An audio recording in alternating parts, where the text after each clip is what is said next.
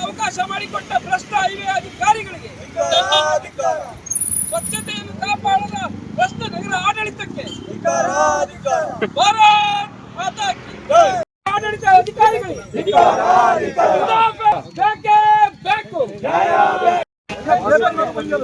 ಅಲ್ಲ, ಅವ್ರೇನ್ ಕಣ್ಣಿಲ್ವಾ?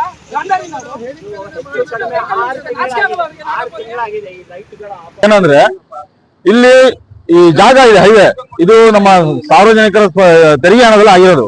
ಇದು ಆಗ್ಲಿ ಪಾರ್ಕ್ ಆಗ್ಲಿ ಎರಡೂ ಹಾಳು ಬಿದ್ದಿದೆ. ಮತ್ತೆ ಈ ರೋಡಿನಲ್ಲಿ ಮನ್ಸ ಹೆಚ್ಚೆ ಅವ್ರಿಗೆ ಮನ್ಸಿ ಬಂದಂಗ ಗಾಡಿಗಳು, ಇಲ್ಲಿಷ್ಟು ಕ್ರೇನ್ಗಳು, ಕೋಳಿ ಗಾಡಿಗಳು, ಮತ್ತೆ ಇನ್ನೊಂದು ಯಾರೋ ಟ್ರಾನ್ಸ್ಪೋರ್ಟ್ ಗಾಡಿಗಳು. ಹಾಗೆ ಅಲ್ಲೊಂದು ಸರ್ಕಲ್ ಅಲ್ಲಿ ನಿಮ್ಗೆ ಕಾಣ್ತಿರ್ಬೇಕು ನೋಡಿ, ಅಲ್ಲಿ ಏನೋ ತಂದು ಅಪಾರ ಮಾಡ್ತಾರೆ. ಅವ್ರು ಯಾರು ಏನೋ ಯಾರಿಗೂ ಗೊತ್ತಿಲ್ಲ. ಅವ್ರಿಗೆ ನಮಗೆ ಬಂದಿರೋ ಮಾಹಿತಿ ಪ್ರಕಾರ ಅವ್ರು ಬಿಹಾರಿಗಳು ಅಂತಿದೆ. ನಾಳೆ ಬಂದು ಅವ್ರು ಏನೇ ಒಂದು ಅನೈತಿಕ ಮಾಡೋದೆ ಈ ಹೊಣೆ ಯಾರು? ಇದಕ್ಕೆ ಕೇಳೋರು ಯಾರು? ಇದನ್ನ ಹೈವೇರ್ ಮುಕ್ಕಾಲು ರಸ್ತೆ ಅವ್ರದೇ ಆಗೋಗಿದೆ, ಖಾಸಗಿ ಸೊತ್ತಾಗಿ ಹೋಗಿದೆ. ಇಲ್ಲಿ ಹೇಳೋರಿಲ್ಲ ಕೇಳೋರಿಲ್ಲ. ಮೊನ್ನೆ ನಾವು ಈ ರೀತಿ ಹೇಳಕ್ ಹೋದ್ರೆ ಬೇಜವಾಬ್ದಾರಿ ಉತ್ತರ ಕೊಡ್ತಾರೆ. ಮೊನ್ನೆ ಅವ್ರು ಹೇಳಿದ್ರೆ ಅಲ್ಲಿ ನಿತ್ರ ಏನಾಗುತ್ತೆ ಕೇಳ್ತಾರೆ. ಇದೇ ಜನತಾ ಸ್ಕೂಲ್ ಒಂದು ಟ್ರೈನ್ ನಿಂತಿ ಆಕ್ಸಿಡೆಂಟ್ ಆಗಿ ಒಬ್ಬ ಸ್ಪಾಟ್ ಆಗಿ ಹೋಗಿದ್ದಾನೆ. ರಾತ್ರಿ ಇಲ್ಲಿ ಕರೆಂಟ್ ಇಲ್ಲ, ಏನೂ ಇಲ್ಲ, ಆಕ್ಸಿಡೆಂಟ್ ಆಗತ್ತೆ. ಹೆಣ್ಣು ಮಕ್ಕಳು ಎಲ್ಲಿ ಓಡಾಡ್ತಾರೆ? ಇಲ್ಲಿ ನಿರಂತರವಾಗಿ ಹೈವೇನಲ್ಲಿ ಬೃಹತ್ ವಾಹನಗಳನ್ನ ನಿಲ್ಲಿಸ್ತಾರೆ.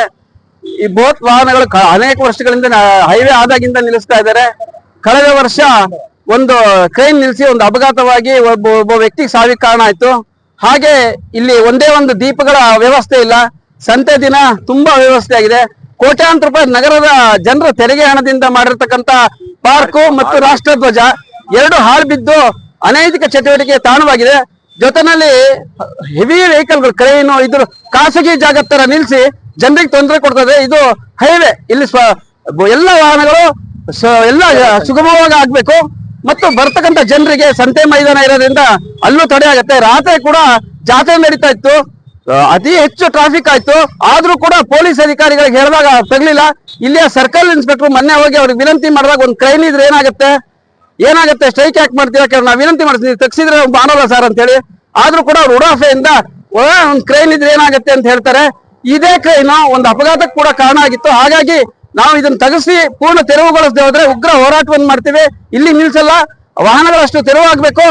ಇಲ್ಲಿ ಕೋಟ್ಯಾಂತರ ರೂಪಾಯಿ ಖರ್ಚು ಮಾಡಿ ಪಾರ್ಕು ವ್ಯವಸ್ಥೆ ಮಾಡಿರೋ ಜನರ ತೆರಿಗೆಯಿಂದ ಅದಕ್ಕೆ ಸರಿಯಾದ ನ್ಯಾಯ ಸಿಗ್ಬೇಕು.